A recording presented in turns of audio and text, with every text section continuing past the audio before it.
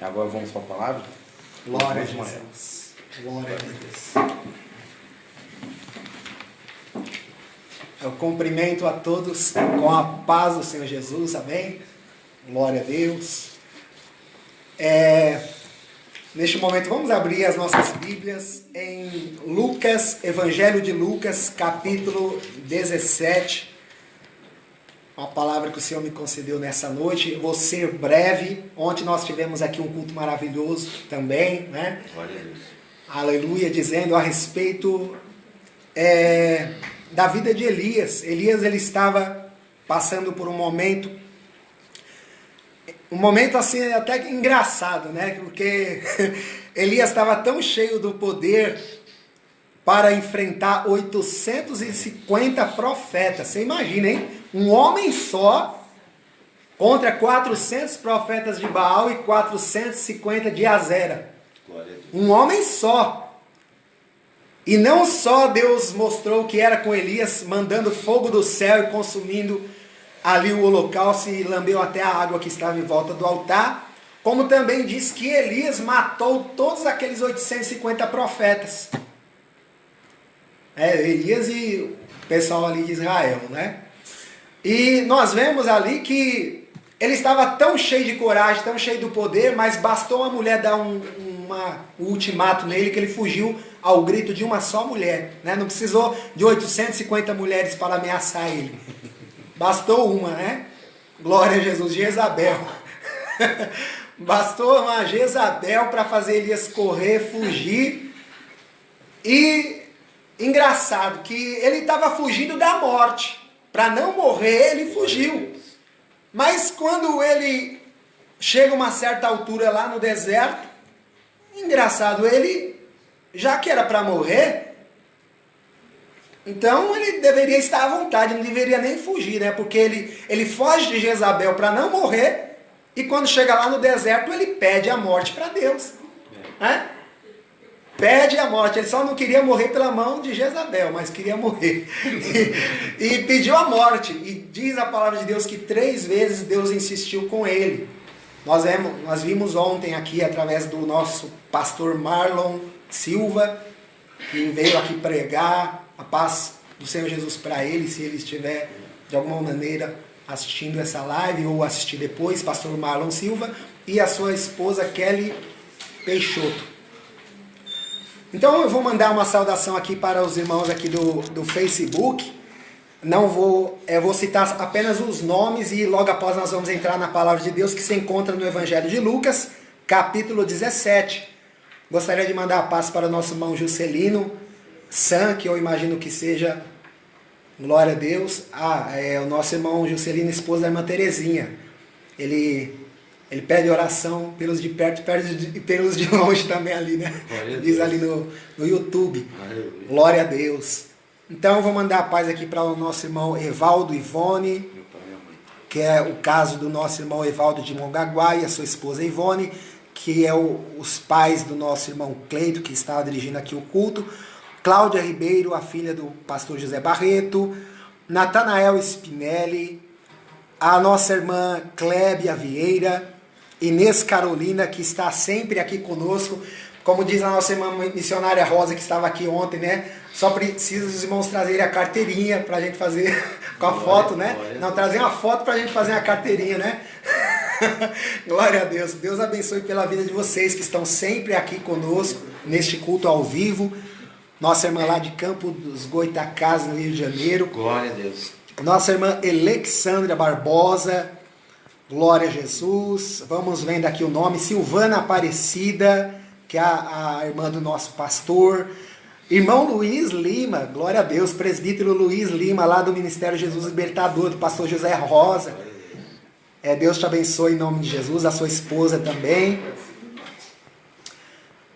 Vamos vendo aqui mais nomes. Minha sogra Idália Baliza. Deus te abençoe em o nome do Senhor Jesus Cristo também. Késia Lopes está aqui também. Glória a Jesus. Mislene Passos. Lindinalva Domingos. E o nosso irmão evangelista Edmilson Marques, lá de Pernambuco. Glória a Deus. Glória a Deus, eu esqueci até o nome da cidade lá onde ele está em Pernambuco. É Cabo de Santo Agostinho, né? Que fica perto ali de Porto de Galinhas, que é uma cidade turística. Deus abençoe em o nome do Senhor Jesus. Então, neste momento, nós vamos ler somente alguns versículos aqui, porque o horário não nos espera. Lucas, Evangelho de Lucas, capítulo 17. Glória a Jesus. A partir do versículo 3, diz assim: olhai por vós mesmos, e se teu irmão pecar contra ti, repreende-o, e se ele se arrepender, perdoa-lhe. E se pecar contra ti 7 vezes no dia, e 7 vezes no dia vier ter contigo, dizendo, arrependo-me, perdoa-lhe. Disseram então os apóstolos ao Senhor, acrescenta-nos a fé. Glória a Jesus. Somente esses 3 versículos por causa do horário, amém? É a primeira vez neste culto ao vivo que nós vamos dar uma mensagem bem rápida. Glória a Deus. Deus tem sempre nos dado um manancial de palavras aqui nesses cultos. A gente perdeu até a conta de que número que é o culto de hoje, né? A gente não temos uma ideia. A gente temos que fazer um levantamento lá no YouTube, porque nós começamos o culto ali primeiramente pelo YouTube, né? Depois nós, em seguida, não sei se na mesma semana ou na seguinte, nós entramos no Facebook. Hoje nós estamos aqui com culto no canal do YouTube Igreja Evangélica Época da Salvação e transmitido também pelo Ismael Flashback no Facebook. Então, essa palavra é muito interessante para os dias de hoje, irmão. Uma palavra pequena, uns 3 versículos, porque se você notar, Lucas, que era médico, quando ele escreveu este evangelho, ele, neste capítulo 17, que ele aborda vários temas, ele não fala sobre só um tema. Se os irmãos lerem o capítulo 17, os irmãos não vão ver um capítulo inteiramente falando sobre perdão. Mas nós vamos encontrar aqui 3 versículos que são muito importantes. Por que eu digo que são muito importantes? Porque eles são negligenciados nos nossos dias, não só de hoje, mas como a nossa vida inteira de cristão. Porque raramente você vê alguém andando sobre essa regra que o nosso Senhor Jesus ensinou. Então, o que eu vou falar agora para você não é um conselho que vem da minha parte. Não é um conselho que vem do pastor, presidente da nossa igreja ou de qualquer igreja do planeta Terra. E esta palavra também, ela não é segundo a vontade humana, mas é segundo a vontade de Deus para as nossas vidas. Então, o nosso Senhor Jesus, nesse trecho do seu discurso, no versículo 3, ele falando sobre perdão, ele diz assim, olhai por vós mesmos. Quando ele diz olhai por vós mesmos, traduzindo para a nossa linguagem atual, quer dizer, tomem cuidado com as vossas atitudes, vigiai. Antes de você fazer qualquer coisa, você presta atenção naquilo que você vai fazer, na atitude que você vai tomar. E quando ele diz para o ser humano olhar para ele mesmo e tomar cuidado com ele próprio, com as suas atitudes, com suas reações e ações, ele começa a falar a respeito de perdão. E ele diz assim, se teu irmão pecar contra ti, repreende-o, e se ele se arrepender, perdoa-lhe. Agora eu faço uma pergunta, quem é que está vivendo essa regra nos nossos dias? É difícil. Você não vê hoje em dia isso. Nós vivemos numa sociedade, irmão, que se o irmão peca contra...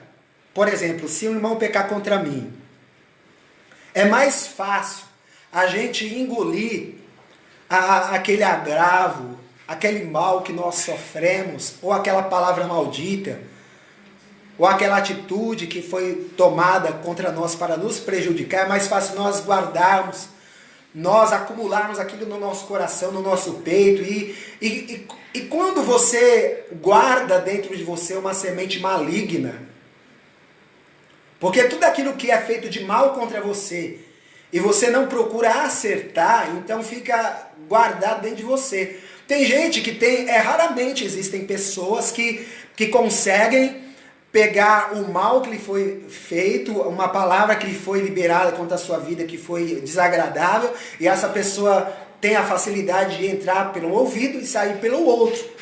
Ou ela não deixar descer para o coração aquilo que foi lhe feito contra ela. É raro as pessoas que têm essa capacidade de administrar a sua vida dessa maneira, raramente. Porque geralmente as pessoas elas guardam para si aquele mal que foi feito. Elas guardam aquela palavra maldita no seu coração, no seu peito, na sua mente.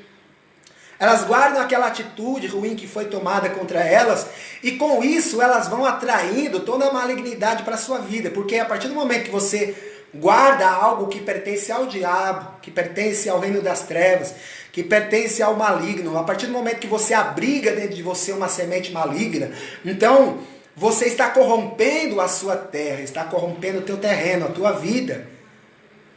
Aí o diabo ele começa a ter um dedinho ali de controle sobre você.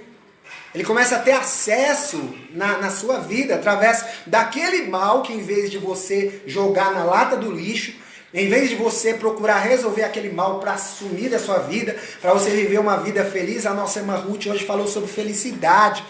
A nossa irmã Ruth falou que felicidade existe. Mas para ela existir na nossa vida, depende das nossas atitudes, das nossas administrações que nós fazemos com os nossos sentimentos, com aquilo que nós recebemos, que nós ouvimos, que nós presenciamos. Então depende da nossa administração para que nós vivamos a felicidade verdadeira.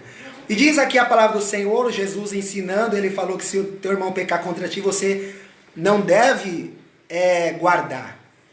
Aqui não diz assim, se o teu irmão pecar contra ti, você finge que você não ouviu ou que você não viu, mas fique guardando isso aí, arraste, mas quando chegar uma hora lá, você desconta em cima dele. Ou quando chegar uma certa hora, você se vingue dele, porque vai chegar a hora que você vai se vingar dele. E a vingança, você deve comer a vingança como se fosse um alimento que você deve comer frio. Isso é o que o mundo ensina. Jesus não ensina isso. Jesus não ensina que a vingança é um prato que se come frio, é algo que você deve esperar uma oportunidade para que você venha liberar um mal sobre a vida do teu semelhante. Que a vingança faz parte da vida do cristão. Não, Jesus, de maneira nenhuma, ele nos ensinou isso. Então, a atitude que Jesus ensinou, se teu irmão errou contra você, você vai até ele, você repreende. É claro que Jesus não está falando de uma repreensão, que você vai lá descarregar sua raiva em cima dele, que você vai usar palavras sem pensar. Não, você vai repreender ele como um irmão. Você vai repreender ele com uma forma amorosa. Você vai falar, irmão, você lembra aquele negócio lá que foi falado, que o irmão falou, aquela atitude que o irmão tomou? Eu não gostei, é uma coisa tipo, eu não queria passar por isso, eu não queria guardar isso. Mas isso não sai da minha cabeça, irmão. Isso não sai do meu coração, aquela palavra mal falada, aquela atitude mal tomada.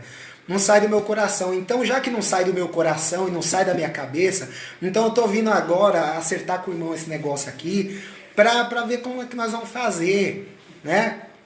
O irmão acha certo o que o irmão falou, o irmão acha certo a atitude que o irmão teve, né? E diz a palavra, se ele se arrepender, você vai perdoar. O problema é esse.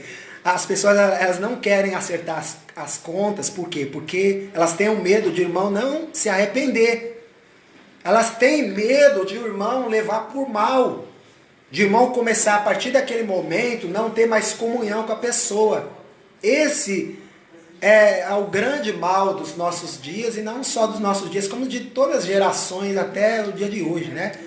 Porque a gente justamente não quer acertar as contas, por quê? Porque a gente tem esse medo de que a comunhão seja quebrada, que porventura o irmão saia da igreja, porventura o irmão não seja mais o mesmo como ele era antes. Porque geralmente as pessoas não estão preparadas para serem repreendidas. As pessoas elas não estão preparadas para serem exortadas. As pessoas não estão preparadas para ouvir uma crítica. Nós vivemos uma sociedade em que as pessoas gostam de criticar muito. Por exemplo, você posta uma opinião no Facebook ou em qualquer outra rede social, pronto, basta você postar uma opinião sua, que é conforme o que você acha que é conforme a verdade, para você adquirir uma legião de inimigos. E muitas vezes quando você vai consultar lá quem são as pessoas que estão falando contra você, contra aquela exortação que você postou ali, ou você transmitiu através de um vídeo, quando você vai ver, tem gente que dizia ser seu melhor amigo, que comia com você no prato, tá lá criticando você, tá te apunhalando pelas costas, tá lá no grupo dos seus inimigos.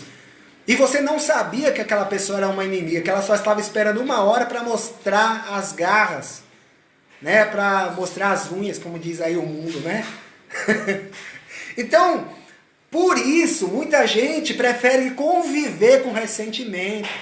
Muita gente prefere conviver com a mágoa, com a tristeza, com a desconfiança. Muita gente está preferindo conviver, viver a sua vida, guardando, fazendo do seu coração, da sua mente, da sua alma, um depósito de Satanás praticamente, né? Porque de maneira nenhuma Jesus nos aconselha para que nós venhamos fazer da nossa vida um mau depósito, quer dizer, acumular lixo. Jesus, de maneira nenhuma, em todas as escrituras sagradas que falam a respeito dos ensinamentos de Jesus, você não vai ver nenhum ensinamento de Jesus falando que você deveria fazer um baú da infelicidade dentro do teu coração, né? Que você deveria construir um depósito na sua mente só de coisa ruim, sabe? De você fazer até um diário, sabe? Das pisadas na bola que as pessoas fizeram com você, sabe? As pessoas, sabe? Você ficar anotando tal dia, tal hora, tal mês.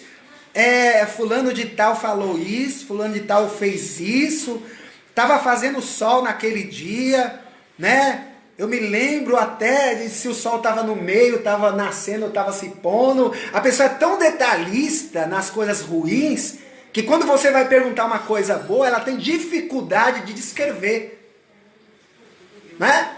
Você vai perguntar de algo bom para a pessoa, ela tem uma grande dificuldade de se lembrar. Ela tem dificuldade de lembrar dos detalhes, ela até erra nos detalhes. Mas quando é algo ruim, ela é 100% assim, sabedoria, né? Ela tem todos os detalhes das coisas ruins que aconteceram com ela. Eu sei que é uma palavra desagradável para muitas pessoas. Nós vivemos numa era em que muitos amigos não são mais amigos hoje. Por causa de política, por causa de religião, por causa de futebol, por causa de temas que são tão complexos que até o mundo recomenda e ensina. Qualquer criança que nascer até o fim do mundo, sempre qualquer criança vai ouvir alguém falar. Olha, uma coisa que você não deve discutir é religião, é futebol e política. Porque a partir do momento que você discutir esses três temas, pronto, você não vai ter um grande grupo de amigos. Você vai ter mais inimigo do que amigos. E Jesus, ele nos ensina como viver uma vida feliz, como a nossa irmã Ruth Baliza pregou aqui nessa noite. Felicidade existe. Mas nós só encontramos a felicidade quando nós reconhecemos que a sabedoria suprema e verdadeira é a de Jesus, é a que ele veio deixar para nós, irmãos. Então, quando você quer viver uma felicidade baseada nos ensinamentos de homens, nos ensinamentos de filósofos, de pessoas que convivem com você, que diz que são tão sábias, sabe? Que parece que só eles têm a razão. Quando você baseia a tua felicidade na opinião dos outros e não naquilo que Jesus ensina, a tua casa um dia cai. Você não consegue nunca viver feliz de verdade. Mas quando você reconhece que mesmo que a verdade seja desagradável, é melhor segui-la, é melhor vivê-la, porque realmente você vai encontrar só o efeito da palavra de Deus na tua vida a partir do momento que você passa a praticar a palavra. Jesus, ele é bem claro, lá em Mateus 7, a partir do versículo 21, ele diz lá que nem todo que diz Senhor, Senhor, entrará no reino de Deus, mas somente aquele que faz a vontade do meu Pai que está no céu. Aí ele fala sobre o homem que construiu sua casa na areia, o outro que construiu sua casa sobre a rocha. Aí ele mostra lá que a tempestade, a chuva, o vento, bate tanto contra a casa que está sobre a areia, quanto contra a casa que foi construída sobre a rocha. As mesmas situações acontecem com aquele que constrói a sua vida sobre os ensinamentos de Jesus e contra aquele também que constrói a sua vida baseado nos ensinamentos de outros que não são deuses e não são também o Messias nem o Salvador que foi nos enviado por Deus, Criador de todas as coisas. Então, você se prepare, eu não estou aqui para te enganar.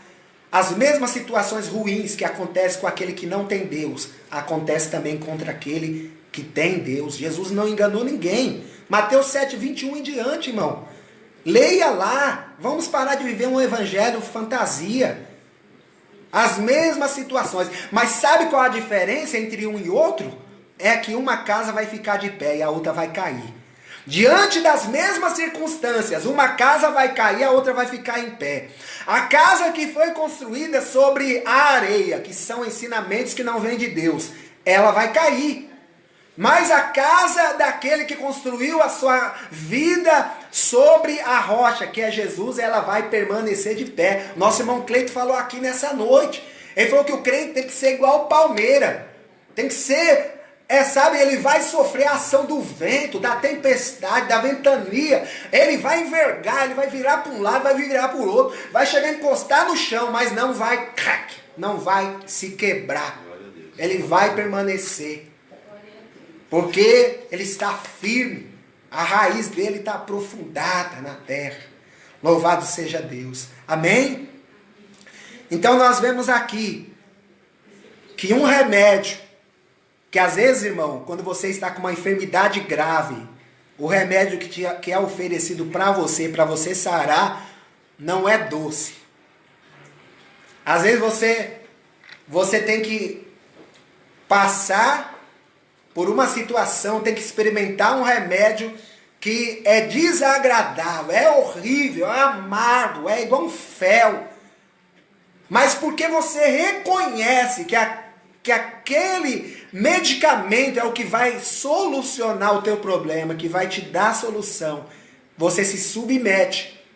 Porque você sabe que você não vai passar a vida inteira. Às vezes tem gente que passa a vida inteira se submetendo a um tratamento, né, para sobreviver. Mas nós, irmãos, Deus está nos oferecendo um tratamento que não vai ser para a sua vida inteira. Tipo assim, você vai experimentar dele de uma maneira forçada. Ele vai ser desagradável na hora de você começar a praticar, você ingerir ele, você receber ele. Vai ser desagradável, porque você não está acostumado. Mas a partir do momento que você vê que aquilo que está sendo oferecido por Deus é realmente a solução, é o que vai solucionar o teu problema, que vai amenizar a tua dor, que vai te dar a solução, você vai gostar. Então nós vemos aqui que Jesus, concluindo a palavra, Jesus ele fala que se teu irmão pecar contra você, você tem que repreendê-lo. Se ele se arrepender, você vai perdoar. E se ele não se arrepender, você não vai perdoar ele? Então nós vemos de um lado Jesus falando para você perdoar se o irmão se arrepender, e dando a impressão que você não vai perdoar se ele não se arrepender. Mas de outro lado, quando você se lembra lá de Mateus, quando Jesus fala sobre perdão e fala que você tem que perdoar 70 vezes 7, lá Jesus não cita que você só deve perdoar se o seu irmão se arrepender. Eu digo para você, meu irmão, que se você quiser viver realmente uma vida feliz, como a irmã Ruth falou aqui nessa noite, você vai ter que perdoar até se seu irmão não se arrepender, se ele não reconhecer que está errado e vir pedir perdão para você. Eu digo isso de experiência própria. Porque quando eu era novo convertido, eu antes de conhecer o evangelho de verdade, quando eu era só filho de crente, eu era um poço de raiva, de mágoa. Eu era uma pessoa que vivia desejando a hora de ver o meu irmão se dar mal porque ele pisou na bola comigo, porque ele me prejudicou, porque ele me fez algo que me entristeceu, que me aborreceu e não pediu perdão. Então eu vivia guardando aquilo e não vem da hora de meu irmão ali, né, pagar por aquilo. Não que eu ia me vingar, porque eu de maneira nenhuma eu tinha coragem de me vingar do meu irmão. Mas eu desejava a justiça de Deus. E me esquecia que eu também era pecador. Que às vezes você sem perceber, você erra com alguém. Você falha com alguém e às vezes você só não sabe disso porque a pessoa não teve coragem de chegar em você e falar isso na sua cara. Né? E às vezes você pensa que é só as pessoas que pisam na bola com você. Que só as pessoas que te maltratam e erram contra você e te prejudicam. E você se esquece que você, muitas vezes, você também, de uma maneira sem perceber, você está prejudicando seu próximo também. Através de uma palavra e de uma atitude. E quando você percebe isso, você vive uma vida mais maleável. Você não começa a exigir tanto justiça de Deus, porque você sabe que também houveram momentos na sua vida que você também não agiu corretamente. E da mesma maneira que aquela pessoa precisa da misericórdia de Deus para sobreviver, você também precisa. Né? E lá na oração de Jesus, no Pai Nosso, ele tem um trecho que ele fala assim: perdoa as nossas dívidas assim como nós perdoamos os nossos devedores. Como é que você vai pedir perdão para Deus dos seus pecados, das suas dívidas, se você não perdoa os seus devedores? Né? Como é que você vai ter essa coragem se você não vive uma vida de perdão e de misericórdia? E também diz na palavra do Senhor que o juízo será sem misericórdia contra aqueles que não exercitaram a misericórdia.